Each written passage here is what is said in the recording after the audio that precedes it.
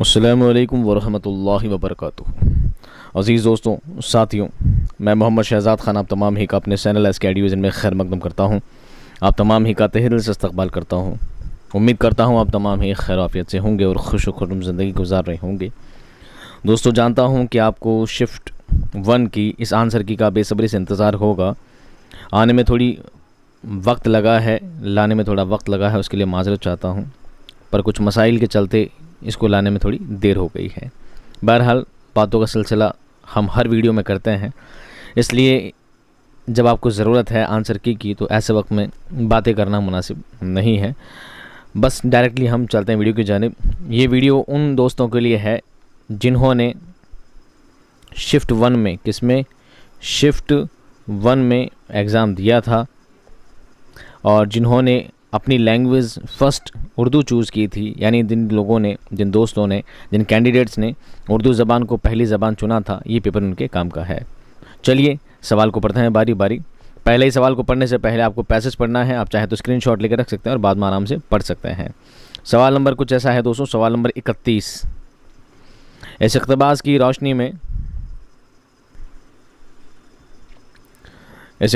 रोशनी में सही जुमले का इंतखाब कीजिए। उर्दू हिंदुस्तान की ज़बान है। उर्दू ज़बान के अदब को समझ सभी मज़हब के लोगों ने मिलजुल कर माला माल किया है। हमारी तहज़ीब अनेकता में एकता की मिसाल है। या तीनों जुमले सही हैं? दोस्तों, उसका सही जवाब है डी। तीनों ही जवाब क्या हैं? सही हैं, तीनों जुमले सही हैं। सवाल नंबर 32। हमें हर कीमत पर अपनी तहज़ीब के इस रंग की हिफाजत करनी है। में फ़ैल है, यानी इसमें क्रिया क्या है? क़ीमत, तहज़ीब, हिफाजत या करनी है? तो दोस्तों, करनी है ये क्या है? काम है। करना है, मरना है, भरना है, ये सभी क्या है? काम है, क्रिया है। हिफाजत ये ताबे फ़ैल है, ठीक है, सहायक क्रिया समझ लीजिए इसको आप। सवाल नंबर 33। ऐ बोलने पढ़ने और समझने वाले, इसे बोलने पढ़ने और समझने वाले हर मज़हब के लोग हैं। जुमले में लफ्ज़ लोग हैं क्या? फ़ैल, फ़ाइल, मफ़ूल या मुबालगा? सही जवाब क्या है दोस्तों उसका? फ़ाइल। कौन है? फ़ाइल। बोलने करने वाले, ये काम करने वाले को क्या कहते हैं? हमेशा फ़ाइल कहते हैं, यानी कि काम करने वाले को कर्ता कहते हैं। तो यहाँ पर काम करने वाले कौन है? लोग हैं, इसलिए इसका फ़ाइल क्या होगा? लोग होंगे। सवाल नंबर 34। उन सभी ने मिलकर इसके अदब को मालामाल किया है। जुमले में मफ़ऊल है। सभी, अदब, मालामाल या मिलकर? तो सही जवाब क्या होगा दोस्तों? अदब। क्या होगा? अदब क्या है? मफ़ऊल है, क्योंकि इन सभी ने मिलकर, ये सभी क्या होंगे? ये होंगे फ़ाइल। मालामाल किया है ये है क्रिया, ये है फ़ाइल। तो इसमें मफ़ऊल क्या बचता है दोस्तों? अदब। क्या बचता है? अदब, जिसका इस पर असर पड़ रहा है। सवाल नंबर 35। किंडरगार्टन तरीक़ा तालीम की ख़ुसूसियात है। इस तरीक़ा तालीम में बच्चे की फ़ितरी तहरीक़ात को नशोनुमा पाने का पूरा मौका दिया जाता है। इसमें मुख्तलिफ़ खेल तजवीज़ किए गए हैं, जिसमें बच्चे के जिस्मानी और ज़हनी इर्तिक़ा का ख़ास ख्याल रखा जाता है। इसमें लिखना पढ़ना नहीं सिखाया जाता, अलबत्ता गिनती सिखाई जाती है। या डी, मज़कूरा बाला सभी? अगर आप दोस्तों ने मज़कूरा बाला सभी इसका आंसर दिया है तो दोस्तों ये गलत हो सकता है, क्योंकि सी वाला जो आंसर है उसमें लिखा है इसमें पढ़ना लिखना नहीं सिखाया जाता, गिनती सिखाई जाती है। ऐसा नहीं होता, इसमें ज़बान, रियाजी, साइंस सभी कुछ सिखाया जाता है। तो सी वाला ऑप्शन जो है रॉन्ग है। लेकिन कहने की बात यह है दोस्तों, ए भी सही है और बी भी सही है, क्योंकि इसमें हर बच्चे को फ़ितरी तहरीक़ात सिखाई जाती है, यानी बच्चों के मनोविज्ञान के तौर पर उसको सब कुछ सिखाया जाता है खेल खेल में। तो ये जुमला क्या है? सही है। इसमें मुख्तलिफ़ खेल तजवीज़ किए गए हैं, खेल खेल में सब कुछ पढ़ाया जाता है और जिस्मानी और ज़हनी, मानसिक और शारीरिक दोनों ही चीज़ों का विकास किया जाता है। ये जुमला भी सही है। और जब दो जुमले सही हैं तो हो सकता है आपको इसमें बोनस अंक मिल जाए, या हो सकता है आरपी इस चीज़ को बाद में क्या माने, वो डिपेंड करता है उनके मानने के ऊपर, ठीक है। इसमें ए भी सही है और बी भी सही है। सी वाला बिल्कुल गलत है और डी वाला तो हम नहीं मान सकते, क्योंकि तीसरा जुमला गलत है। सवाल नंबर 36। अगर आपने ए किया है तो बी भी सी भी मान सकता हूँ, बी वाला भी सी मान सकते हैं, ठीक है। आपके ऊपर डिपेंड करता है आपकी किस्मत कहाँ चलती है। सवाल नंबर 36। पढ़ना सिखाने के तरीक़ों में तरीक़ा तहज्जी के बारे में कौन सी बात दुरुस्त नहीं है? पहले हरूफ के नाम सिखाए जाते हैं और उनकी शक्लों की शिनाख्त कराई जाती है। हरूफ पर एराब लगाकर उनकी आवाज़ सिखाई जाती है। हरूफ की तरकीब और एराब से हिज्जे सिखाए जाते हैं। पहले आवाज़ों के मुकर्ररा निशानात दिखाए और पढ़ाए जाते हैं। नहीं, डी वाला जुमला क्या है दोस्तों? गलत है। हरूफ तहज्जी में निशान बनाने की ज़रूरत नहीं है।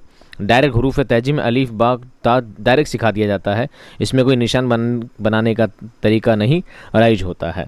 सवाल नंबर 37, किताबें, चार्ट, नक्शे, मुखौटे कौन सी माअवन अशिया हैं? कौन सी सहायक सामग्री हैं?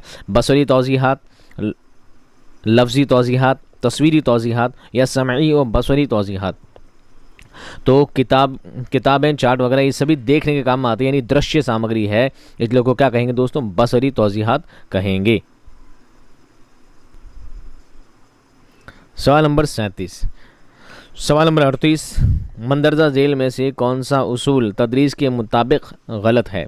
मुश्किल से आसान की तरफ, ख़ास से आम की तरफ, कुल से जुज़ की तरफ या मालूम से नामालूम की तरफ?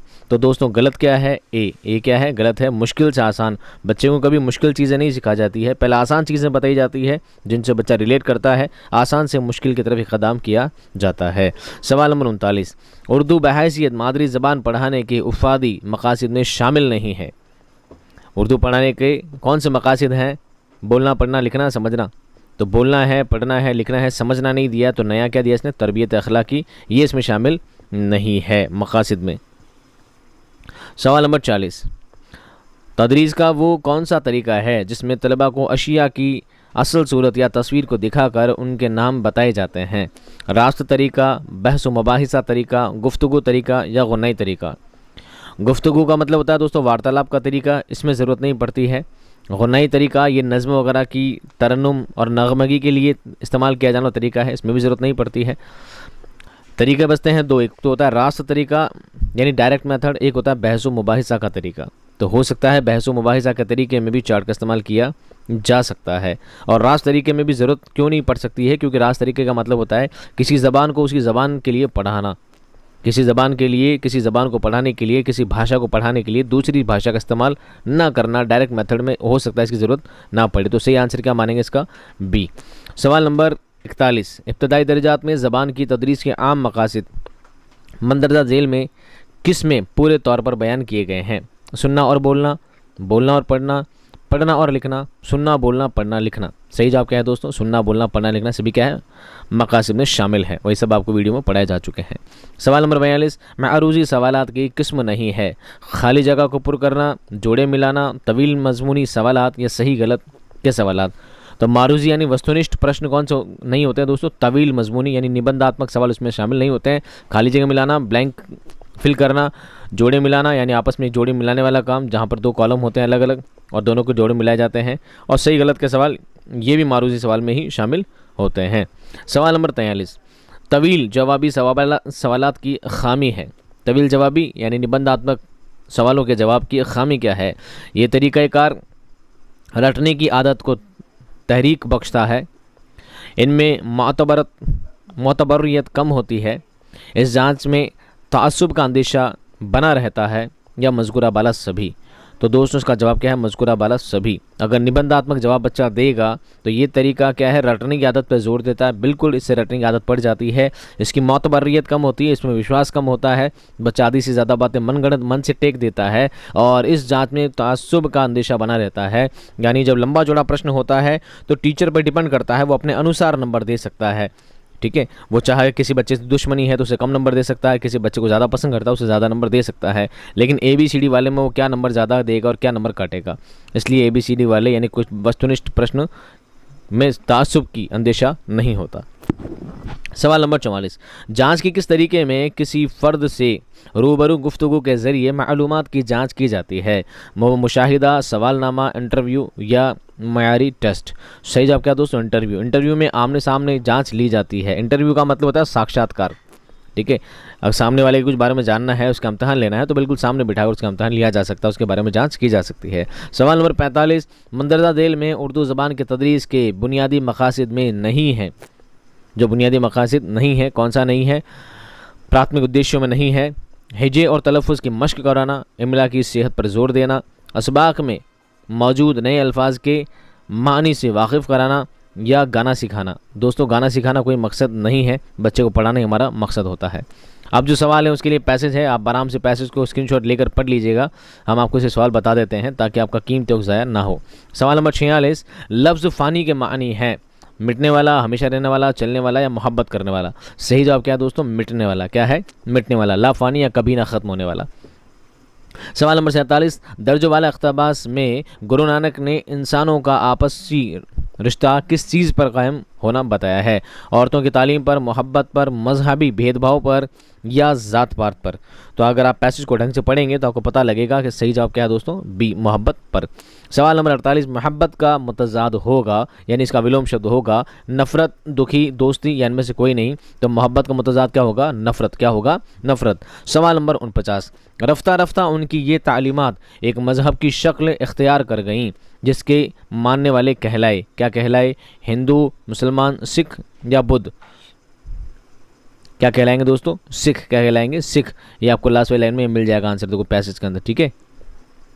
सवाल नंबर 50, लफ्ज़ हुकूक का वाहिद होगा हक, हकाइक, हिकायत, हिकायात या यकीम लिखा है, हकीम लिखा है। तो वाहिद क्या होगा दोस्तों? हक। हक की जमा क्या होगी? हुकूक। हक की जमा क्या होगी? हुकूक। सवाल नंबर 51, वो फ़अल जिससे मौजूदा ज़माने में काम जारी रहने का इल्म होता है कहलाता है फ़अल हाल, फ़अल माजी, फ़ाइल या फ़अल मुस्तक़बिल। सही जवाब क्या होगा दोस्तों इसका? सही जवाब होगा दोस्तों फ़अल हाल। जब बात मौजूदा वक्त की यानी वर्तमान की जाए तो वहाँ पर आंसर क्या होगा? फ़अल हाल होगा। सवाल नंबर 52, दर्ज झेल जुमलों में से किस जुमले में फ़अल मुस्तक़बिल है? सुरीली आवाज़ गाने से पैदा होती है। उस्ताद बिस्मिल्लाह खां सबसे बड़े शहनाई नवाज़ थे। उस्ताद बिस्मिल्लाह खां जैसे फ़नकार रोज़ रोज़ पैदा नहीं होंगे। शहनाई के माहिर को शहनाई नवाज़ कहा जाता है। बात जब मुस्तकबिल की जाती है तो उसका सही जवाब क्या होगा दोस्तों? होंगे। बात भविष्य की जा रही है, मुस्तकबिल की जा रही है। सवाल नंबर 53, इसमें आम है अलाउद्दीन, गंगा, दरख्त या अजमेर। अलाउद्दीन, गंगा, अजमेर सभी इसमें ख़ास हैं। सिर्फ इसमें आम क्या है? दरख्त है जिसे इसमें नकरा भी कहा जाता है। सवाल नंबर 54, बात करने वाला गैर मौजूद शख्स के लिए जो ज़मीर इस्तेमाल करता है उसे कहते हैं ज़मीर हाजिर, ज़मीर इशारा, ज़मीर मुतकल्लिम या ज़मीर गायब। जब बात करने वाला मौजूद ही ना हो, जब बात करने वाला जिसके बारे में बात की जा रही है मौजूद ना हो, उसे क्या कहेंगे? अन्य पुरुष। क्या कहेंगे? अन्य पुरुष। और उसी को क्या कहा जाता है उर्दू में? गैर ज़मीर गायब कहा जाता है, ज़मीर गायब कहा जाता है। सवाल नंबर 55, दर्ज झेल में से किस जुमले में सिफत नहीं है, विशेषण नहीं है? टोपी का रंग लाल है, लाल विशेषण है। औरत बूढ़ी है, बूढ़ी सिफत है। चूड़ियाँ पतली है, पतली सिफत है। आपकी वालिदा कहाँ है? इसमें कोई सिफत नहीं है। सवाल नंबर 56, वो सिफत जिनमें किसी दूसरी शय से लगाव जाहिर होता है, किसी से निस्बत जाहिर होती है, तो उसका सवाल का जवाब क्या होगा? तो सिफत निस्बती। किसी से लगाव होना, ये किसी से निस्बत होना, सिफत निस्बती उसकी मिसाल होती है। सवाल नंबर 57,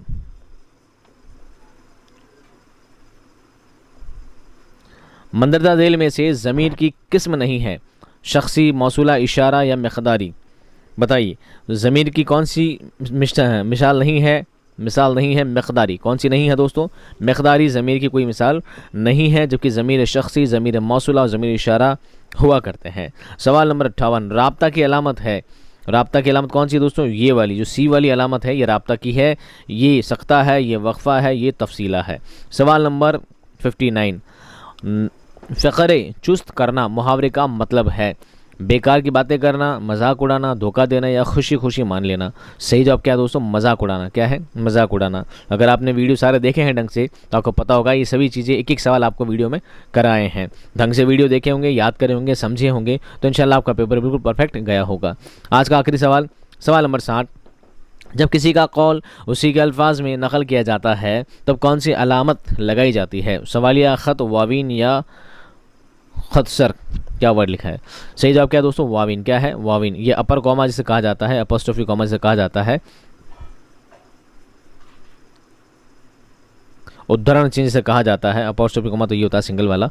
तो ये अपर कॉमा जो लगाए जाते हैं, ठीक है, इन्वर्टेड कॉमास, इसको क्या कहते हैं दोस्तों? वाविंग कहते हैं। और ये कहाँ इस्तेमाल की जाती है? जब किसी का कॉल किसी के द्वारा ही कहा जाता है, किसी के ज़रिए ही बयान वैसा का वैसा हूबहू बयान किया जाता है, वहाँ पर इन्वर्टेड कॉमास लगा दिए जाते हैं, इसको वाविन कहा जाता है। उम्मीद करता हूँ दोस्तों आपके सवाल बहुत ज़्यादा 30 में से काफ़ी ज़्यादा सही हुए होंगे। आप तमाम ही के लिए दुआ है कि आपका रीट में सिलेक्शन हो और आप फाइनल एग्ज़ाम में भी सेलेक्ट हो जाएं। चैनल से आप जुड़े रहें, आपको उर्दू के लिए हमेशा बेहतर से बेहतर कंटेंट मिलता रहेगा। मैं मिलूँगा आपको ढेर सारे वीडियोज़ के साथ, अच्छे कंटेंट के साथ, आपकी दुआओं के साथ। तब तक खुश रहिए, आबाद रहिए।